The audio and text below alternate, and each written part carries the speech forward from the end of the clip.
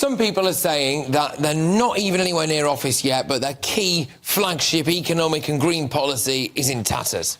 Green policy, the transition to net zero, energy bills, the North Sea, oil and gas industry.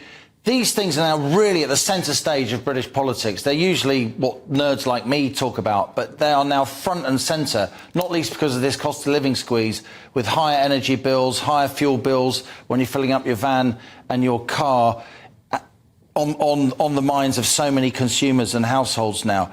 What Labour have done is they announced back in 2021, Rachel Reeves said, I'm going to be the first Green Chancellor. We're going to have this £28 billion a year investment programme. How much is that? That's the equivalent of about 4 or 5p extra on the basic rate of income tax. It's big money. Wow.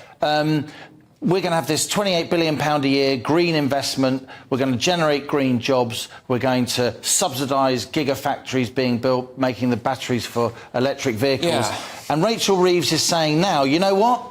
You know I said that in 2021? We can't afford it. When we get into government, we're not going to spend 28 billion quid from day one a year, but we're going to build up to that over the 4 or 5 years of the next Labour government if they win the election. And a lot of people are calling that a U-turn, a retreat, undermining Labour's especially credibility. considering that they're now blaming, well, look, this is down to, when Liz Truss crashed the economy. Well, all right, fine, but elements of this plan were announced after that happened anyway, so you probably should have seen that coming. So I don't quite understand how they can necessarily blame the Tories. I suppose that bit is politics. Well, it's all politics. It's pure politics. What they're trying to do, and there's actually a row emerging within the Labour Party on the front bench, which I'll get into. Yeah. What they're trying to do is Rachel Reeves, she's risking annoying the Green lobby, the net zero people, the Just Stop Oil people, new Labour donors like Dale Vince, who's the renewable energy tycoon, who's dropping millions of pounds on the Labour Party. She's risking the Shadow Chancellor, annoying them. But she can then say, I'm doing this because I want to be responsible with the public finances. And in some senses, for sort of Middle England voters, that's what they're worried about, that Labour are going to sort of run out of other people's money, as the cliche goes, and they're going to end up with a budget crisis. So Reeves is establishing her kind of fiscal credentials as being responsible with the nation's finances. Meanwhile, Ed Miliband, remember him? Yes. Former Labour leader who was very much at the centre of all the climate change law. Almost the most talented Miliband brother.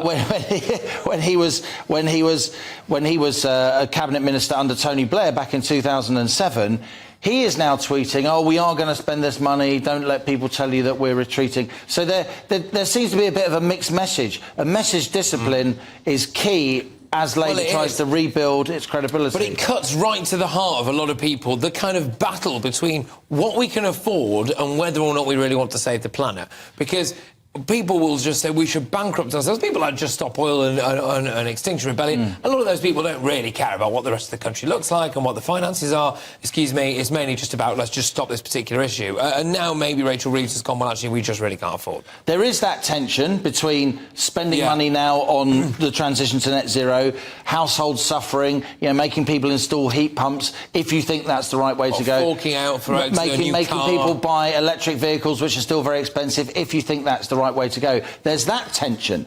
Then there's also the tension that the Labour Party faces, trying to please the two wings of the coalition it's going to need if it's going to gain the keys to number 10. And those two wings are, broadly, on the one hand, university graduates, the kind of lovey vote, if you like, in the university towns, people who, if they don't vote Labour, will vote Lib Dem. Yeah. The kind of people who really want Ed Miliband and co to prevail, to push ahead with this green transition, if you like. But then there's the other, more traditional wing of the Labour Party, people who wear boiler suits when they go to work. The GMB union, the Unite union, both of which have been hugely critical publicly of Keir Starmer's plans to end all new oil and gas investment in the North Sea as soon as Labour comes into office. I can tell you, in Ashfield yesterday, where she's now Lee Anderson's seat, we did the kind of big red wall show from there. They, by and large, just didn't care about the environmental issues. It was really about the money in their pocket. It was about immigration.